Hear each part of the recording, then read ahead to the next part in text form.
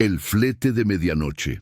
La carretera se extendía ante mí como una serpiente negra que se retorcía bajo la luz anémica de la luna, y yo, sentado en el asiento del copiloto de ese Kenworth del 89, sentía como cada kilómetro me alejaba más de lo que conocía y me acercaba a algo que aún no podía nombrar. El motor rugía con ese sonido ronco y constante que tienen los motores diésel viejos, una vibración que se metía en los huesos y en el alma, recordándote que eres pequeño, insignificante, apenas un punto en la vastedad del desierto chihuahuense que se extendía a ambos lados como un océano de arena y muerte. Mi nombre es Rafael, aunque eso ya no importa mucho en esta historia, porque lo que viví en ese viaje cambió algo fundamental en mí, algo que no tiene que ver con nombres o identidades, sino con la esencia misma de lo que creemos saber sobre el mundo. El mecánico que conducía era un hombre de rostro curtido por el sol y los años, con arrugas profundas que le surcaban la cara como grietas en tierra reseca, y sus manos, ásperas y manchadas de grasa perpetua, aferraban el volante con la familiaridad de quien ha pasado más noches en la carretera que en cualquier cama. Se llamaba Jacinto. Me lo había dicho cuando subí al camión en la estación de servicio en las afueras de Torreón, y había algo en sus ojos, algo que no pude identificar en ese momento, pero que ahora, mirando hacia atrás, reconozco como el peso del conocimiento, el lastre de haber visto cosas que ningún hombre debería ver. Cuando me subí al camión, el olor a diésel y a cuero viejo me golpeó como una bofetada, mezclado con ese aroma peculiar a sudor rancio y tabaco que tienen todos los camiones de carga que han visto demasiadas millas, demasiadas noches, demasiados secretos guardados entre sus pliegues metálicos. El cielo estaba despejado, pero no había estrellas, o al menos no tantas como debería haber en el desierto lejos de las ciudades, como si algo las estuviera apagando una por una. Y eso me inquietó desde el principio, aunque intenté convencerme de que era solo el cansancio, la fatiga acumulada de semanas sin dormir bien, de problemas que me perseguían desde la ciudad y que había intentado dejar atrás aceptando este viaje improvisado hacia Chihuahua. Necesitaba el dinero, claro, todos necesitamos dinero, pero también necesitaba alejarme, poner distancia entre yo y las ruinas de mi vida anterior. Y cuando Jacinto me ofreció el aventón a cambio de ayuda con la descarga en el destino, acepté sin hacer demasiadas preguntas. Error, primer error de muchos. Durante la primera hora apenas hablamos. Jacinto mantenía la vista fija en la carretera, sus ojos entrecerrados contra el resplandor ocasional de los faros de algún vehículo que pasaba en dirección contraria, y yo me dediqué a mirar por la ventana, viendo cómo el paisaje se transformaba de urbano a rural, de rural a salvaje, de salvaje a absolutamente desolado.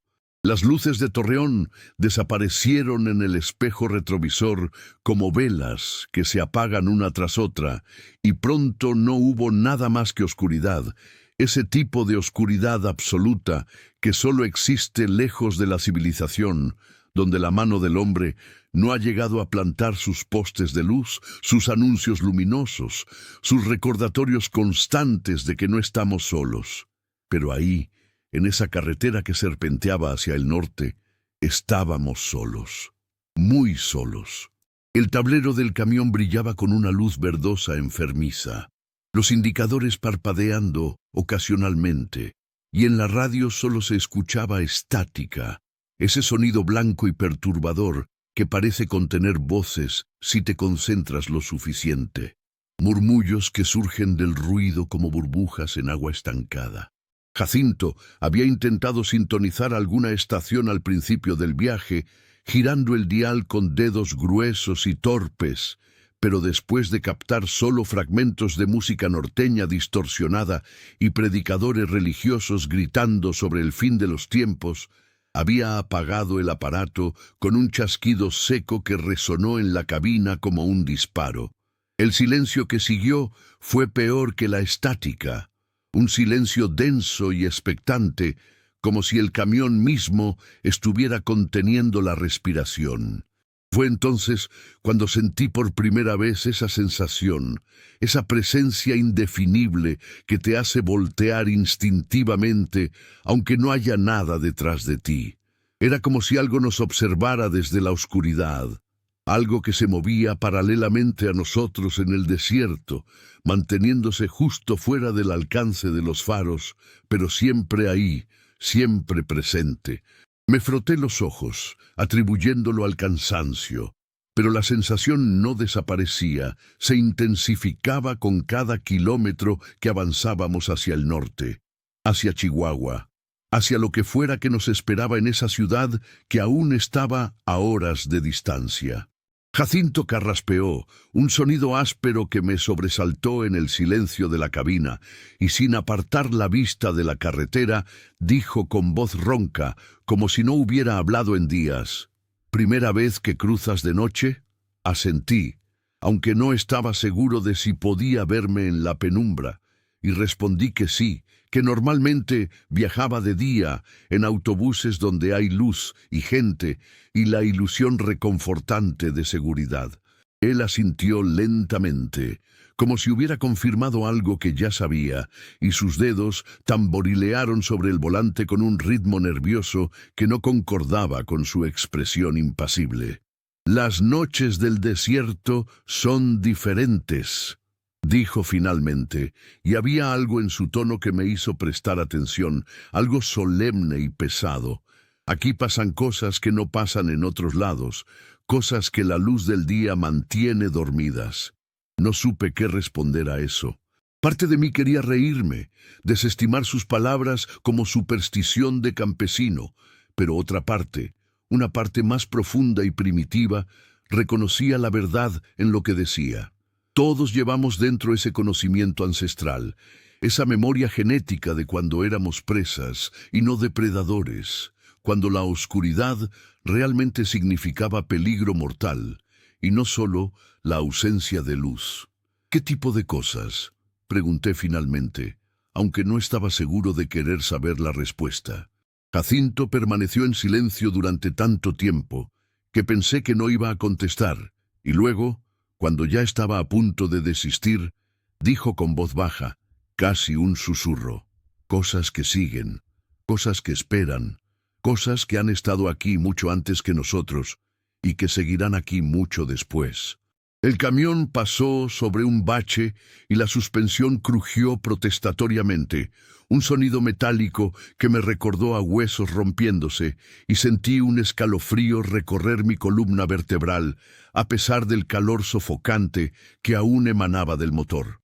Afuera, el desierto se extendía infinito, dunas oscuras que se alzaban como olas congeladas en el tiempo, y ocasionalmente veía la silueta retorcida de un mezquite o un cactus que se recortaba contra el cielo ligeramente más claro del horizonte. Todo parecía muerto, pero sabía que no lo estaba, que allá afuera había vida, serpientes y coyotes, y cosas que se arrastraban y cazaban en la oscuridad, invisibles pero omnipresentes. «Hace 3 años», comenzó Jacinto de repente, su voz adquiriendo un tono narrativo que sugería que esta era una historia que había contado antes, quizás a otros pasajeros en otras noches. Iba solo en este mismo tramo. Era agosto, más caliente que ahora, y el aire acondicionado se había descompuesto, así que tenía la ventana abierta. Alrededor de la 1 de la madrugada, más o menos por donde estamos ahora, vi algo a un lado de la carretera. Hizo una pausa, como dándome tiempo para procesar, y yo me incliné ligeramente hacia adelante, absorbido por la historia a pesar de mi escepticismo. «Era una mujer», continuó, «parada justo al borde del asfalto, vestida con un camisón blanco que brillaba bajo la luz de la luna. Estaba descalza, con el pelo largo y negro cayendo sobre su rostro, y tenía los brazos extendidos hacia mí, como pidiéndome que me detuviera». Mi boca se secó. «¿Te detuviste?», pregunté, aunque una parte de mí ya conocía la respuesta. Jacinto negó con la cabeza lentamente, sus manos apretando el volante hasta que los nudillos se pusieron blancos. No. Mi padre fue trailero también y me enseñó las reglas de la carretera nocturna. Primera regla: nunca te detengas por alguien que ves de noche en medio de la nada. Segunda regla: nunca mires atrás después de pasar junto a algo que no entiendes. Tercera regla: si algo te sigue, mantén la velocidad constante y no demuestres miedo. Tragué saliva, sintiendo cómo mi corazón empezaba a latir más rápido. ¿Qué pasó entonces? Pasé junto a ella sin reducir la velocidad, dijo Jacinto, y su voz había bajado tanto que casi tenía que esforzarme para escucharlo sobre el rugido del motor. Pero en el último segundo, cuando los faros del camión la iluminaron completamente, alcancé a ver su rostro.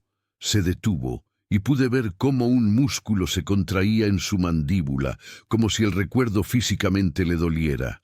No tenía ojos. Solo cuencas vacías, negras como pozos, y su boca estaba abierta en un grito silencioso que mostraba demasiados dientes. Dientes afilados, dientes que no eran humanos. El camión se desvió ligeramente hacia la izquierda y Jacinto lo corrigió automáticamente, pero pude ver que sus manos temblaban.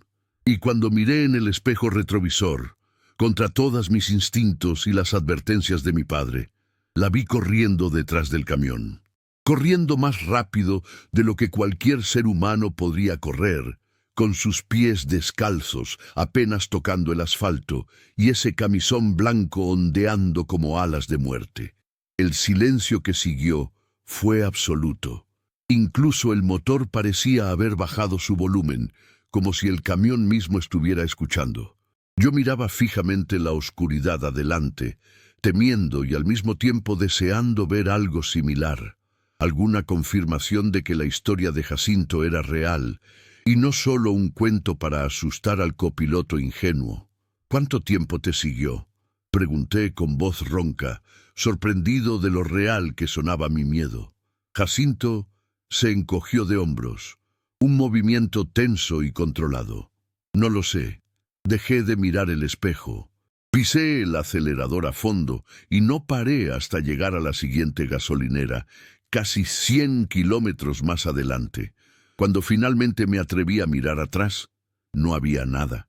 Pero durante semanas después, cada vez que hacía este recorrido, sentía su presencia. La sentía ahí atrás, en la oscuridad, esperando. No supe qué decir a eso.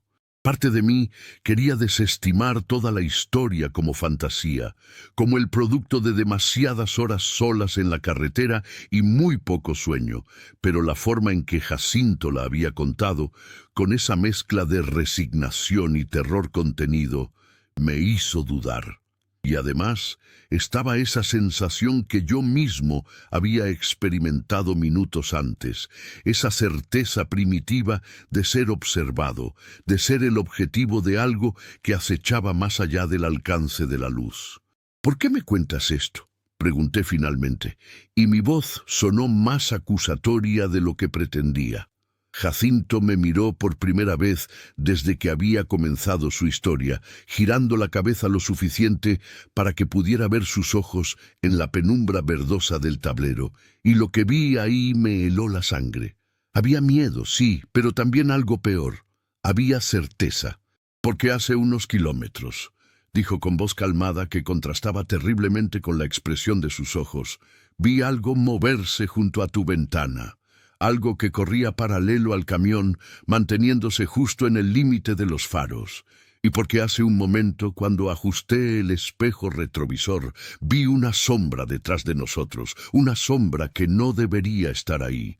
Mi respiración se aceleró y resistí el impulso casi irresistible de voltear, de mirar por la ventana trasera de la cabina hacia el compartimento de carga, hacia la oscuridad que se extendía detrás de nosotros. «No mires», dijo Jacinto con firmeza, como si pudiera leer mi mente. «Esa es la regla más importante. Si oyes pasos detrás, si sientes una presencia, si hasta ves algo con el rabillo del ojo, no mires». No confirmes su existencia con tu atención, porque eso es exactamente lo que quiere, lo que necesita para hacerse más real. El camión avanzaba a velocidad constante, 90 kilómetros por hora según el velocímetro, y la carretera se desenvolvía ante nosotros como una cinta sin fin. Empecé a contar los postes de luz, aunque estaban tan espaciados que pasaban minutos entre uno y otro, pequeñas islas de iluminación amarillenta que parpadeaban y zumbaban con electricidad moribunda. Cada vez que pasábamos bajo uno, la luz inundaba brevemente la cabina y podía ver con claridad el rostro tenso de Jacinto, las gotas de sudor que perlaban su frente a pesar del aire fresco de la noche que entraba por las rendijas de las ventanas, y luego volvíamos a sumergirnos en la penumbra y todo volvía a ser sombras y sugerencias de formas. Fue en uno de esos momentos de oscuridad cuando lo escuché. Un sonido suave, casi imperceptible, bajo el rugido del motor y el silbido del viento, pero inconfundible una vez que lo identificas. Pasos lentos y deliberados que venían desde la parte trasera de la cabina, desde el área de descanso que estaba justo detrás de nuestros asientos, separada solo por una cortina delgada. Mi cuerpo entero se tensó, cada músculo preparándose para la huida o la lucha, y mis manos se aferraron al borde del asiento con tanta fuerza que los nudillos crujieron. Jacinto debió notar mi reacción porque extendió una mano hacia mí, sin apartar la vista de la carretera, y la posó sobre mi brazo con una presión que pretendía ser reconfortante, pero que solo transmitió su propio terror apenas contenido. «No mires», susurró de nuevo, y esta vez su voz estaba cargada de súplica. «Pase lo que pase, no mires hacia atrás. No confirmes que lo oíste. No reconozcas que está ahí». Pero ¿cómo podía no hacerlo cuando los pasos continuaban? Cuando podía oírlos con claridad ascendente, un ritmo constante de pie derecho, pie izquierdo, pie derecho, pie izquierdo, cada uno resonando contra el piso metálico de la cabina como gotas de agua en una cueva vacía. Y había algo más, algo que hacía que estos pasos fueran profundamente equivocados. El sonido era húmedo, como si los pies que caminaban detrás de nosotros estuvieran empapados, dejando un rastro de agua o algo peor sobre el metal. Cerré los ojos con fuerza, intentando convencerme de que era mi imaginación, que el estrés y el miedo y la historia de Jacinto habían conspirado para crear una alucinación auditiva. Pero el sonido persistía, se hacía más fuerte, más real, más innegablemente presente. Y entonces sentí algo que hizo que mi sangre se convirtiera en hielo. Una corriente de aire frío, imposiblemente frío para ser una noche de septiembre en el desierto, rozó la parte posterior de mi cuello, llevando consigo un olor a tierra mojada y descomposición, a cosas que habían estado enterradas y que habían salido arrastrándose de sus tumbas. «Jacinto», dije con voz estrangulada, apenas reconociendo mi propia voz por lo aguda y aterrorizada que sonaba. «Hay algo aquí. Hay algo en el camión con nosotros». Él asintió una vez. Un movimiento brusco y controlado, y pisó ligeramente el acelerador, llevando la velocidad a 100, luego a 110. El Kenworth protestó con un gemido metálico. No estaba diseñado para ir tan rápido con la carga que transportaba, pero Jacinto ignoró las advertencias que empezaban a parpadear en el tablero. «Lo sé», dijo con voz tensa. «Lo he sentido desde que salimos de Torreón. Esta vez vino con nosotros desde el principio. Debe haberse subido cuando estábamos cargando el tráiler». Los pasos se detuvieron. El silencio repentino fue de alguna manera peor que el sonido, porque ahora no tenía forma de saber dónde estaba, qué estaba haciendo, si se estaba acercando o alejando.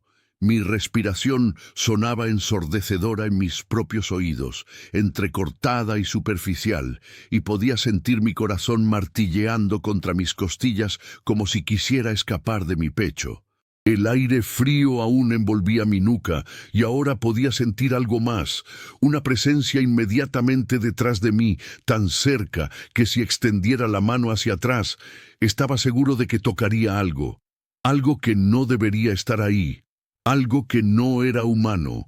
«Háblame de algo», dije desesperadamente, necesitando un ancla a la realidad, algo que me recordara que aún estábamos en el mundo real, donde las cosas tienen sentido y las leyes de la física se mantienen. «Cuéntame otra cosa, cualquier cosa». Jacinto tragó saliva audiblemente, su garganta moviéndose con el esfuerzo, y comenzó a hablar con voz monótona, como recitando una lección aprendida de memoria. Estos caminos fueron trazados sobre antiguas rutas comerciales. Antes de los españoles, las tribus nómadas los usaban para comerciar turquesas y pieles. Antes de ellos, otros pueblos más antiguos, cuyas lenguas ni siquiera conocemos, los recorrían siguiendo las estaciones y las estrellas. Y antes de todos ellos, dicen las leyendas, había otros que caminaban estos senderos en la oscuridad. Cosas que no eran completamente de este mundo, pero tampoco completamente del otro. La cortina que separaba la cabina del área de descanso se movió. No fue un movimiento brusco, sino lento, deliberado, como si una mano invisible la estuviera corriendo milímetro a milímetro. Podía verlo con mi visión periférica, y cada fibra de mi ser gritaba que mirara, que confirmara lo que estaba viendo, pero la advertencia de Jacinto resonaba en mi mente como un mantra. No mires, no confirmes, no reconozcas. Apreté los dientes hasta que dolieron, mis ojos fijos en la carretera adelante, en las líneas blancas que se consumían bajo las ruedas del camión, como segundos en un reloj que corría hacia algún destino inevitable. «Hay historias», continuó Jacinto, y ahora su voz tenía un tono casi hipnótico, como si también él estuviera usando las palabras para mantener a raya su propio terror, «de viajeros que desaparecen en esta carretera, no accidentes, no asaltos, simplemente desaparecen. Sus vehículos se encuentran abandonados, a veces con el motor aún encendido, las puertas abiertas, pero ni rastro de los ocupantes. Las autoridades hablan de carteles, de trata de personas, de 1000 explicaciones racionales, pero los que vivimos en estas tierras, los que recorremos estos caminos noche tras noche, sabemos la verdad. Sabemos que hay algo más antiguo y más hambriento que cualquier criminal humano acechando en la oscuridad del desierto». Un golpe seco resonó en la parte trasera de la cabina, como si alguien hubiera golpeado el techo desde adentro, y tanto Jacinto como yo nos sobresaltamos violentamente. El camión se desvió peligrosamente hacia el hombro derecho de la carretera antes de que Jacinto recuperara el control, corrigiendo con manos temblorosas. «¡Maldición!», murmuró, y había verdadero pánico en su voz ahora, la fachada de calma finalmente resquebrajándose. Nunca había sido tan persistente, nunca había sido tan directo. Otro golpe, este más fuerte, haciendo vibrar toda la estructura del camión, y luego otro y otro. Un ritmo frenético que sugería frustración, rabia, impaciencia. «¿Qué quiere?», grité sobre el ruido, mi control completamente abandonado. Jacinto negó con la cabeza salvajemente, gotas de sudor volando de su frente. «No lo sé, nadie lo sabe. Quizás solo compañía en su viaje eterno a través de la noche. Quizás algo más oscuro, más hambriento. Lo único que sé es que si le das lo que quiere, si miras, si reconoces su existencia plenamente, entonces te tiene. Entonces eres suyo». Los golpes cesaron tan abruptamente como habían comenzado, y el silencio resultante fue ensordecedor. Me di cuenta de que estaba conteniendo la respiración y la solté en un jadeo entrecortado, mis pulmones ardiendo. Adelante, en la distancia, vi luces. Luces de una estación de servicio, un oasis de iluminación artificial en la vastedad oscura, y sentí una oleada de alivio tan intensa que casi me hizo llorar. Jacinto también las vio y pisó el acelerador hasta el fondo, el Kenworth gimiendo en protesta pero obedeciendo, devorando la distancia que nos separaba de la salvación. 100 metros, 50, 25. Podía ver con claridad ahora los surtidores de gasolina, la tienda de conveniencia con sus ventanas brillantemente iluminadas, un par de vehículos estacionados. Casi estábamos a salvo, casi. Fue entonces cuando sentí la mano, fría, húmeda, con dedos largos y articulados, de manera antinatural, posándose sobre mi hombro derecho con una presión que era al mismo tiempo delicada y absolutamente inescapable. Cada instinto en mi cuerpo gritó que mirara, que viera qué era lo que me estaba tocando, pero la voz de Jacinto cortó mi pánico como un cuchillo. «¡No mires! Por el amor de Dios, Rafael, no mires ahora que estamos tan cerca». Su voz estaba cargada de una desesperación tan pura que me ancló, me mantuvo mirando hacia adelante, aunque cada célula de mi ser quería voltear. La mano apretó, las uñas, si es que eran uñas, presionando contra mi piel a través de la tela de mi camisa. Y entonces escuché un sonido que me perseguirá el resto de mis días. Una voz, si es que puede llamarse así, susurrando directamente en mi oído, tan cerca que podía sentir el aliento frío rozando mi piel. Las palabras estaban en español, pero distorsionadas, estiradas, como si fueran pronunciadas por una boca que no estaba diseñada para el lenguaje humano.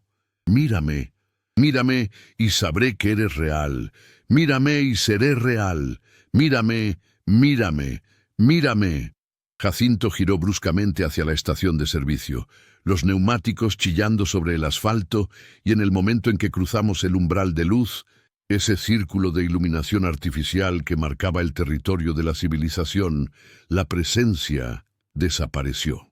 La mano en mi hombro se evaporó como niebla bajo el sol, el aire frío se disipó, y el peso opresivo que había estado comprimiendo mi pecho desde que escuché los primeros pasos se levantó de golpe. Jacinto frenó el camión con tanta fuerza que casi me golpeó contra el tablero, solo mi cinturón de seguridad evitando que me estrellara. Nos quedamos sentados en la cabina, el motor aún encendido, las luces de la estación bañándonos en ese resplandor amarillo industrial. Y durante un largo momento ninguno de nosotros habló. Solo nos miramos, dos hombres que acababan de pasar juntos por algo que desafiaba toda explicación racional, y en sus ojos vi reflejado mi propio terror, mi propia incredulidad, mi propia certeza absoluta de que lo que acababa de suceder era completamente real. Finalmente, con manos temblorosas, Jacinto apagó el motor y el silencio repentino fue ensordecedor. Afuera, un empleado de la estación nos miraba con curiosidad desde la puerta de la tienda, probablemente preguntándose por qué habíamos entrado con tanta violencia. «Necesito caminar», dije con voz ronca, casi irreconocible. Jacinto asintió sin decir palabra y ambos bajamos del camión con movimientos rígidos, como dos viejos después de un día largo de trabajo físico. Mis piernas temblaban y tuve que aferrarme a la puerta del camión para mantener el equilibrio. El aire nocturno era cálido, normal, llevando el olor familiar a gasolina y comida rápida, y nunca en mi vida algo tan mundano me había parecido tan hermoso. Caminé alrededor del camión, necesitando poner distancia entre yo y la cabina, entre yo y lo que fuera que había estado ahí dentro con nosotros. Fue cuando estaba pasando junto al área de descanso que lo vi. En la ventana trasera de la cabina, desde dentro, había una marca, una huella de mano. Pero no era una huella normal. Tenía demasiados dedos, tal vez 7 u 8, y cada uno era demasiado largo, las articulaciones doblándose en lugares donde no deberían existir articulaciones. La huella estaba hecha en algo que parecía humedad, pero que cuando me acerqué a examinarla más de cerca, brillaba con un tono verdoso enfermizo, como si fuera bioluminiscente. Y dentro de la palma de la huella, formadas por la ausencia de ese líquido brillante.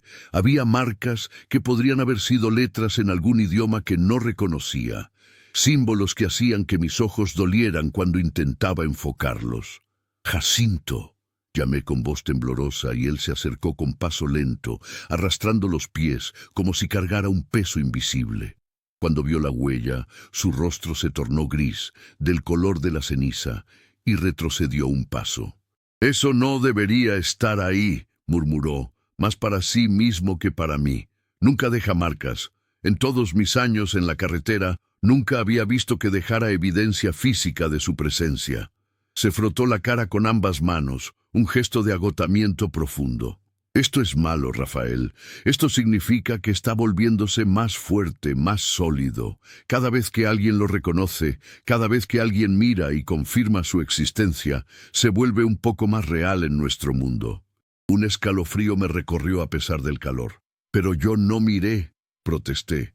«Seguí tu advertencia, no volteé, no lo reconocí». Jacinto me miró con una expresión que mezclaba compasión y algo que podría haber sido lástima. «No tú», dijo suavemente, «pero otros sí lo han hecho. Durante décadas, quizás siglos, viajeros en esta carretera han mirado, han reconocido, han alimentado su existencia con su atención y su miedo. Y ahora está tan fuerte que puede manifestarse incluso sin que miremos, puede dejarnos señales, reclamarnos». Señaló la huella con un gesto de su barbilla. «Eso es una marca de propiedad. Te está marcando para encontrarte después». Mi estómago se revolvió y por un momento pensé que iba a vomitar ahí mismo, sobre el pavimento de la estación de servicio. «¿Qué puedo hacer?», pregunté desesperadamente. «Tiene que haber algo, alguna forma de protegerme, de romper esta conexión». Jacinto se quedó en silencio por un largo momento, sus ojos perdidos en la distancia, mirando la oscuridad más allá del círculo de luz de la estación. Cuando finalmente habló, su voz era pesada con resignación. «Hay historias de protecciones, de rituales antiguos que pueden mantener a raya a este tipo de entidades. Sal mezclada con cenizas de madera de mezquite esparcida en los umbrales de tu casa. Agua bendita en recipientes de cobre colocados en las esquinas de tu habitación. Oraciones específicas pronunciadas en voz alta cada noche antes de dormir. ¿Funcionan?», pregunté, aferrándome a cualquier esperanza. Él se encogió de hombros, un gesto que expresaba más duda que confianza. «A veces, para algunos, por un tiempo. Pero la verdad, Rafael, es que una vez que algo así se fija en ti, nunca te abandona completamente. Estará ahí, en los bordes de tu percepción, esperando. Esperando un momento de debilidad, un momento de descuido, un momento en que bajes la guardia y mires hacia atrás sin pensarlo. Y entonces...». Dejó la frase inconclusa, pero no necesitaba terminarla. Ambos sabíamos cómo terminaba. Pasamos la siguiente hora en la estación de servicio, tomando café terrible de una máquina automática y fumando cigarrillos que Jacinto sacó de una cajetilla arrugada en su bolsillo. Ninguno de nosotros tenía ganas de volver al camión, de continuar el viaje, pero sabíamos que no teníamos opción. Yo necesitaba llegar a Chihuahua, necesitaba el dinero de este trabajo, y Jacinto tenía una entrega que hacer antes del amanecer.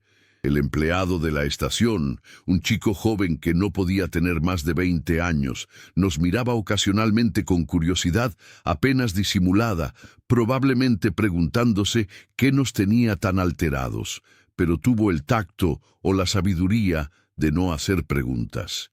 Cuando finalmente nos decidimos a continuar, el cielo en el este empezaba a mostrar el primer indicio de claridad, ese gris pálido que precede al amanecer y que promete el fin de la larga noche.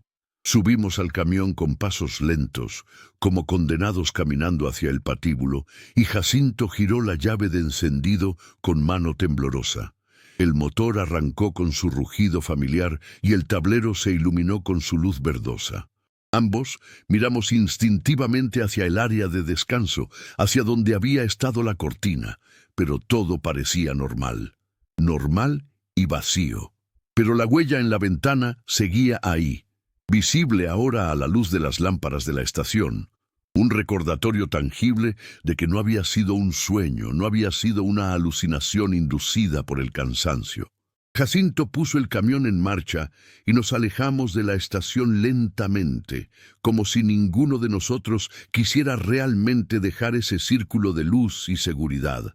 Pero la carretera nos llamaba, insistente y paciente, y pronto estábamos de vuelta en la oscuridad, aunque una oscuridad que ya no era tan absoluta gracias a la promesa del amanecer que se acercaba. «Falta poco», dijo Jacinto, y había alivio en su voz. «2 horas más y llegaremos a Chihuahua, en pleno día, a salvo».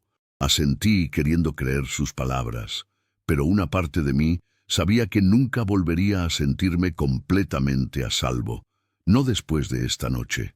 El resto del viaje transcurrió sin incidentes, sin pasos misteriosos, sin manos frías, sin presencias invisibles. El cielo se aclaró gradualmente, pasando de negro a gris a azul pálido, y cuando el sol finalmente apareció en el horizonte, un disco rojo y furioso que se alzaba sobre el desierto, sentí como si una carga física fuera levantada de mis hombros. La luz del día tiene ese poder, esa capacidad de hacer que los temores nocturnos parezcan tontos y exagerados, aunque yo sabía que lo que habíamos experimentado había sido absolutamente real. La huella en la ventana era prueba suficiente de eso. Llegamos a Chihuahua cuando la ciudad despertaba, calles llenándose de trabajadores y estudiantes y vendedores ambulantes, la vida normal y mundana que continúa ignorante de los horrores que acechan en la oscuridad. Jacinto condujo el camión hasta un almacén en las afueras de la ciudad, un edificio de concreto gris con puertas de metal enrollables, y aparcó con un suspiro largo y cansado. Nos bajamos del camión y nos quedamos parados ahí por un momento, sin saber qué decir, cómo despedirnos después de lo que habíamos compartido. Finalmente, Jacinto extendió su mano y yo la estreché, sintiendo las callosidades ásperas contra mi palma. «Cuídate, Rafael», dijo con seriedad. «Haz esas protecciones que te mencioné. No salgas después del anochecer a menos que sea absolutamente necesario. Y si alguna vez sientes esa presencia de nuevo, esa sensación de ser observado, no mires hacia atrás, nunca mires hacia atrás». Asentí, grabando sus palabras en mi memoria como mandamientos sagrados. «¿Y tú?», pregunté. «¿Seguirás haciendo este recorrido noche tras noche?». Él sonrió, pero fue una sonrisa triste, resignada. «Es lo que hago. Es lo único que sé hacer. Además, alguien tiene que transportar las mercancías, y mejor yo, que conozco las reglas, que alguien inocente que no tiene idea de lo que puede encontrar en estas carreteras». Me ayudó a descargar los bultos que había en el tráiler. Trabajo físico que agradecí porque me mantenía ocupado y me impedía pensar demasiado. Cuando terminamos, me pagó el dinero acordado más un extra considerable, billetes que guardé en mi bolsillo sin contarlos. El dinero ya no parecía tan importante como lo había sido cuando acepté este viaje. Hay cosas más valiosas que el dinero, descubrí esa noche. Cosas como la ignorancia, como la inocencia, como la capacidad de dormir tranquilo sin preguntarte qué podría estar parado al pie de tu cama en la oscuridad. Me alejé del almacén mientras Jacinto hablaba con el encargado, caminando sin rumbo fijo por las calles de Chihuahua. La ciudad era bonita bajo la luz del sol matutino, colonial y moderna al mismo tiempo, con iglesias antiguas junto a edificios de oficinas contemporáneos. Encontré un pequeño café y me senté afuera, ordenando un desayuno que apenas toqué. La gente pasaba frente a mí, ocupados con sus vidas, sus preocupaciones cotidianas, completamente ajenos al hecho de que el mundo es mucho más extraño y oscuro de lo que creen. Los envidiaba. Envidiaba su ignorancia, su capacidad de preocuparse por cosas triviales como el tráfico o el clima o los problemas laborales. Pasé 3 días en Chihuahua, alojándome en un hotel barato cerca del centro, y durante esos 3 días implementé cada una de las protecciones que Jacinto había mencionado. Compré sal gruesa en un mercado local y cenizas de mezquite de un vendedor de leña que me miró extrañamente cuando le expliqué lo que necesitaba. Conseguí agua bendita de una iglesia cercana, llenando 3 botellas de plástico de un recipiente de cobre junto al altar, mientras el sacerdote estaba ocupado en el confesionario. Esparcí la mezcla de sal y cenizas en el umbral de mi habitación de hotel, bajo la cama, en el alféizar de la ventana, mientras ignoraba las miradas del personal de limpieza que claramente pensaba que estaba loco.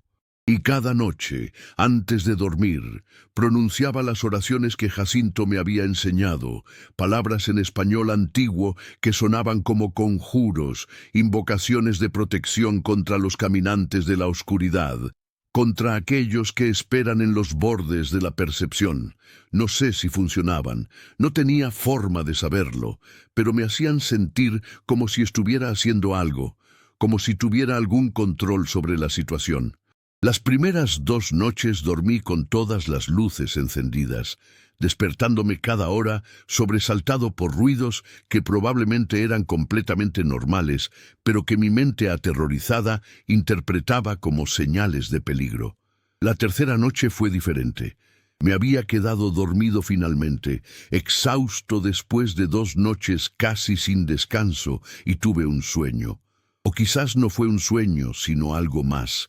Algo entre el sueño y la visión. Estaba de vuelta en el camión, sentado en el asiento del copiloto, pero Jacinto ya no estaba. El asiento del conductor estaba vacío, y sin embargo, el camión continuaba moviéndose, deslizándose por esa carretera familiar a través del desierto nocturno. Y lentamente, inexorablemente, sentí la presencia detrás de mí, la misma presencia de aquella noche, pero más fuerte ahora, más definida, más real. «Rafael», susurró una voz que no era exactamente una voz, sino más bien un pensamiento insertado directamente en mi mente. «Rafael, finalmente estamos solos. Finalmente podemos conocernos apropiadamente». Quería gritar, quería correr, quería hacer cualquier cosa menos quedarme sentado ahí. Pero mi cuerpo no respondía, paralizado como suelen estarlo los cuerpos en las pesadillas. «No tienes que temerme», continuó la voz, y ahora podía sentir su aliento en mi nuca, frío y húmedo, y oliendo a tierra antigua. «Solo estoy solo. He estado solo durante tanto tiempo, caminando estas carreteras, buscando compañía, buscando a alguien que pueda verme, que pueda reconocerme, que pueda hacerme real». «No», logré decir con voz estrangulada. «No te miraré, no te reconoceré, no eres real». Una risa resonó en la cabina, un sonido que era parte trueno distante y parte el crujir de huesos secos. «Oh, pero soy muy real, Rafael, tan real como tú. Más real quizás, porque he existido durante mucho más tiempo. He visto imperios levantarse y caer. He caminado estos senderos cuando aún no eran carreteras, sino solo caminos de tierra.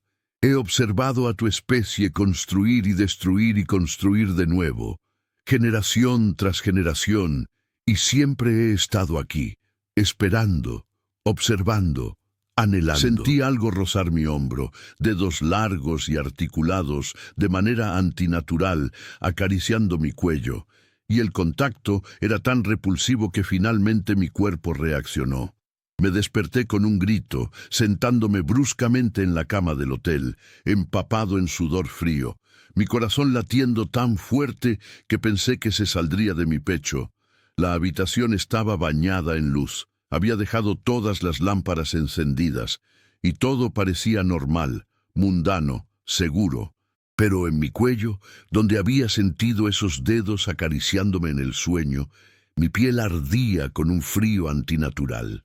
Me levanté con piernas temblorosas y fui al baño, encendiendo la luz adicional y mirándome en el espejo. Lo que vi me hizo contener la respiración. En mi cuello, justo debajo de la línea de la mandíbula, había marcas. Marcas que podrían haber sido confundidas con rasguños o rozaduras, excepto que formaban un patrón deliberado. Símbolos que se curvaban y entrelazaban como escritura en algún idioma imposible. Eran del mismo tono verdoso bioluminiscente que la huella en la ventana del camión, y cuando pasé mis dedos sobre ellas, estaban frías al tacto, como si la piel debajo hubiera sido congelada. Eso fue suficiente. Empaqué mis pocas pertenencias esa misma noche, dejé el hotel antes del amanecer y tomé el primer autobús hacia la Ciudad de México, lejos del norte, lejos de esas carreteras del desierto, lejos de lo que fuera que me había marcado. El viaje en autobús fue largo y agotador, pero al menos estaba rodeado de gente, al menos había luz y conversación y la ilusión de seguridad. Las marcas en mi cuello se desvanecieron gradualmente durante el viaje, haciéndose más tenues con cada hora que pasaba, hasta que para cuando llegué a la ciudad ya eran apenas visibles, sombras de lo que habían sido. Pero nunca desaparecieron completamente. Incluso ahora, meses después de aquella noche, puedo verlas si miro con suficiente atención en el espejo en cierto ángulo de luz. Líneas finas como cicatrices antiguas que recorren mi cuello. Y sé que seguirán ahí el resto de mi vida, un recordatorio constante de que el mundo es mucho más extraño de lo que admitimos, de que hay cosas que caminan en la oscuridad buscando reconocimiento, anhelando existencia, necesitando ser vistas. Desde entonces, he evitado viajar de noche. Planeo mis trayectos cuidadosamente para que siempre llegue a mi destino antes del anochecer. Y si alguna vez me veo forzado a estar en la carretera después de oscurecer, conduzco con todas las ventanas cerradas, la radio encendida alto para cubrir cualquier sonido extraño y mis ojos fijos firmemente adelante. Nunca miro en el espejo retrovisor más de lo absolutamente necesario. Nunca permito que mi atención se desvíe hacia los bordes de la carretera donde la luz no alcanza. Y nunca, jamás, miro hacia atrás si siento una presencia, porque sé que está ahí, siempre está ahí, no solo en las carreteras del norte, sino en todas partes, en cada sombra, en cada rincón oscuro, en cada momento de silencio profundo, esperando, observando, anhelando que alguien voltee, que alguien mire, que alguien reconozca su existencia y le dé la sustancia que necesita para hacerse más real, más sólido, más capaz de cruzar ese umbral entre su mundo y el nuestro. A veces, en las noches cuando no puedo dormir, pienso en Jacinto. Me pregunto si sigue haciendo ese recorrido, si aún conduce su Kenworth a través de la oscuridad del desierto noche tras noche, si la entidad que nos acosó aquella noche ha regresado a molestarlo, o si finalmente encontró a alguien más débil, alguien que miró cuando no debía, alguien que ahora camina con ella en la oscuridad para siempre. Intenté contactarlo una vez, llamando a la compañía de transporte para la que trabajaba, pero me dijeron que Jacinto ya no trabajaba ahí, que había dejado el empleo hace 2 meses sin dar explicaciones. No pude evitar preguntarme si su desaparición estaba relacionada con lo que experimentamos. Y hay noches, las peores noches, cuando estoy acostado en mi cama en la oscuridad de mi apartamento en Ciudad de México, cuando puedo jurar que escucho pasos. Pasos lentos y deliberados que vienen desde la sala, acercándose a mi habitación, ese sonido húmedo y antinatural que me persigue desde aquella noche. En esos momentos, cierro los ojos con fuerza, repito las oraciones de protección que Jacinto me enseñó y me recuerdo a mí mismo la regla más importante: no mires, no confirmes, no reconozcas, porque sé que si miro, si confirmo lo que ya sospecho en lo más profundo de mi ser, no habrá forma de volver atrás. La entidad me marcó, me reclamó, y está esperando pacientemente, con toda la paciencia de algo que ha existido durante siglos, a que cometa un error, a que baje la guardia, a que mire hacia atrás en un momento de descuido. Y cuando lo haga, porque eventualmente lo haré, todos lo hacemos, seré suyo. Caminaré con ella en la oscuridad, otro espíritu perdido en las carreteras del desierto, esperando junto a ella en los bordes de la luz, anhelando que alguien más mire, que alguien más reconozca, que alguien más se una a nuestra procesión interminable a través de la noche eterna. Esta es mi historia, mi advertencia a cualquiera que lea esto. Si alguna vez te encuentras en una carretera desierta en la oscuridad, si sientes una presencia inexplicable, si escuchas pasos donde no debería haber nadie, recuerda estas palabras. No mires. No importa cuán fuerte sea el impulso, no importa cuán desesperadamente tu mente quiera confirmar lo que tus otros sentidos te están diciendo, no mires hacia atrás. Porque algunas cosas no deben ser vistas, no deben ser reconocidas, no deben ser permitidas cruzar ese umbral entre la casi existencia y la existencia plena. Y si ves a un Kenworth del 89 conducido por un hombre con rostro curtido en alguna carretera nocturna del norte de México, piénsatelo 2 veces antes de pedirle un aventón. Porque aunque Jacinto conoce las reglas, aunque puede enseñarte cómo sobrevivir a un encuentro con lo que acecha en la oscuridad, el simple hecho de viajar con él te pone en el camino de algo antiguo y hambriento, algo que nunca te dejará ir completamente una vez que te ha tocado. Vivo ahora con este conocimiento, este peso en mi alma que nadie más puede ver pero que cargo cada día. Las marcas en mi cuello son un recordatorio constante, visibles solo para mí, pero siempre presentes, y cada noche cuando el sol se pone y la oscuridad llega, siento esa familiaridad incómoda, esa certeza de que no estoy realmente solo. Algo camina conmigo, algo espera pacientemente en los bordes de mi percepción, y sé que seguirá ahí hasta el día en que finalmente cometa un error fatal y mire hacia atrás. He aprendido a vivir con el miedo. Se ha convertido en mi compañero constante, un peso familiar que cargo en mi pecho como un segundo corazón que late al ritmo de mis propios temores nocturnos. He dejado de viajar, he dejado de aventurarme fuera de la ciudad, y cuando debo hacerlo, siempre es durante el día, siempre con mucha gente alrededor, siempre con 1000 precauciones. Mis amigos piensan que me he vuelto paranoico. Mi familia se preocupa por mi salud mental, pero no puedo explicarles la verdad. No puedo hacerles entender que hay cosas en este mundo que es mejor no conocer, que la ignorancia es verdaderamente una bendición.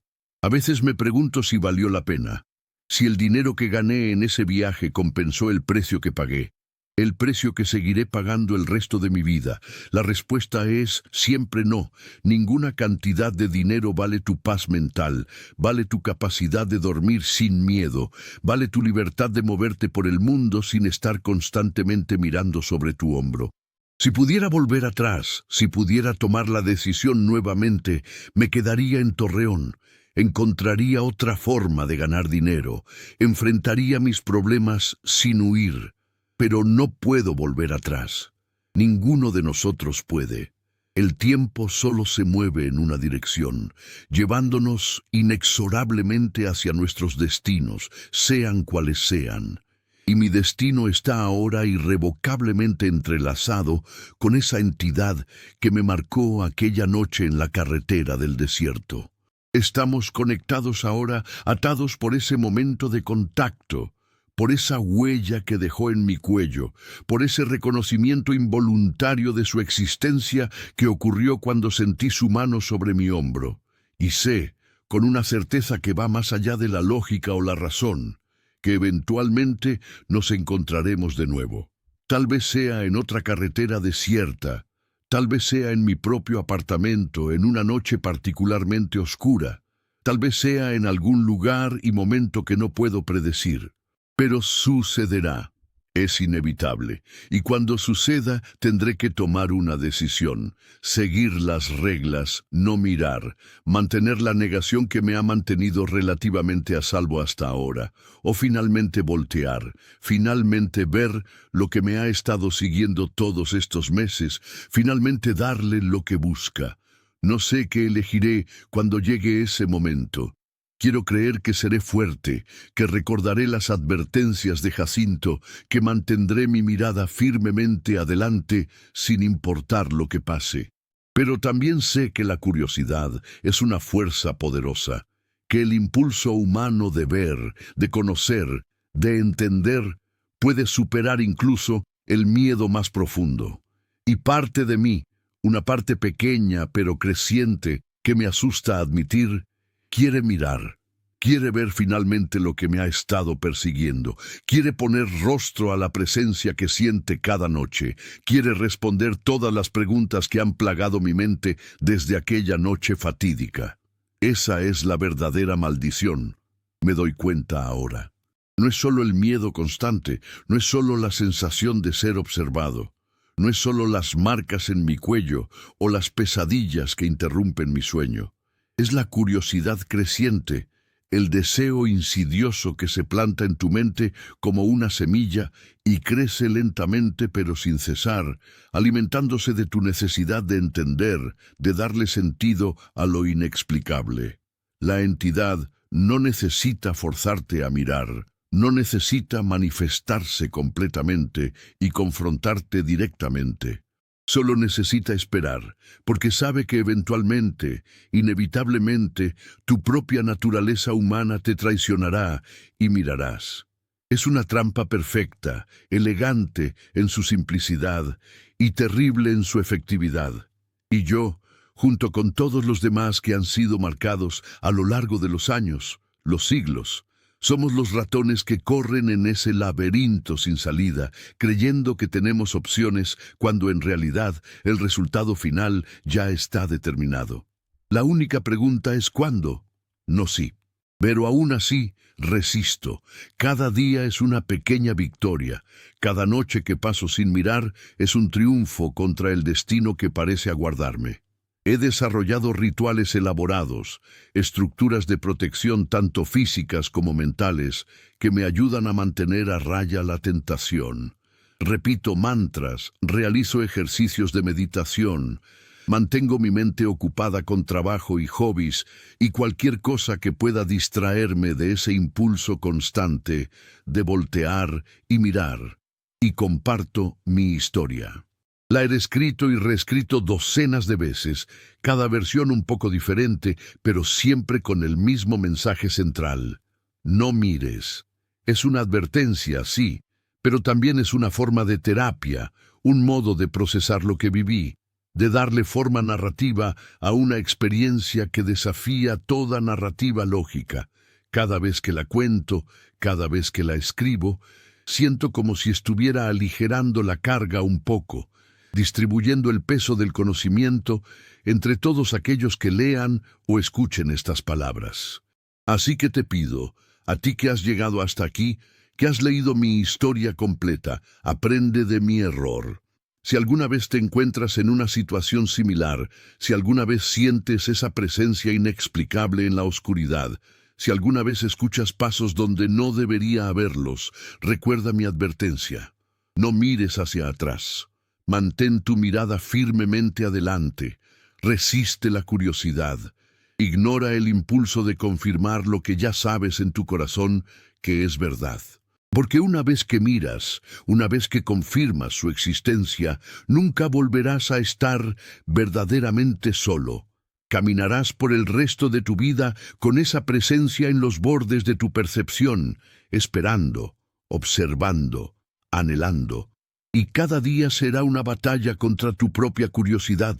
Cada noche será un desafío a tu resolución de no mirar de nuevo, no confirmar de nuevo, no darle más sustancia a algo que ya es demasiado real. Esta es mi verdad, mi carga, mi advertencia para el mundo. Haz con ella lo que quieras. Créeme o no me creas. toma precauciones o ignora mis palabras.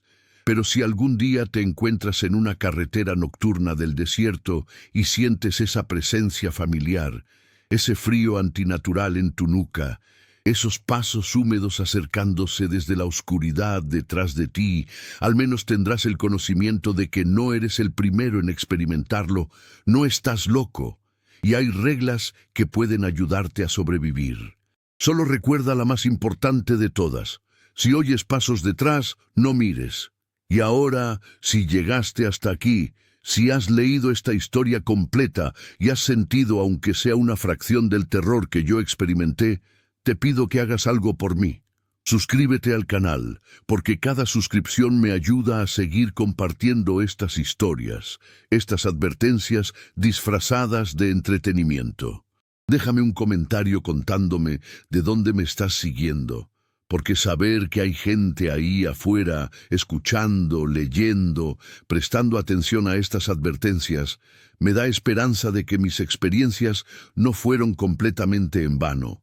Y si conoces a alguien que viaja frecuentemente por carretera, especialmente de noche, especialmente en zonas desiertas, comparte esta historia con ellos. No como ficción, no como simple entretenimiento de terror, sino como una advertencia real de algo que está ahí afuera, esperando en la oscuridad, buscando su próxima víctima. Porque entre más gente conozca las reglas, entre más personas entiendan cómo protegerse, menos poder tendrá esa entidad, menos real se volverá a través de la negación colectiva. Somos más fuertes juntos. El conocimiento compartido es una forma de protección. Y aunque yo seguiré cargando con mis propias marcas hasta el día en que muera, al menos puedo intentar evitar que otros compartan mi destino. Al menos puedo intentar salvar a algunos de ustedes de cometer el mismo error que yo cometí aquella noche fatídica cuando acepté subirme a ese camión y emprendí el viaje que cambiaría mi vida para siempre. Cuídate, mantén la vista al frente y recuerda, si oyes pasos detrás, no mires, nunca mires.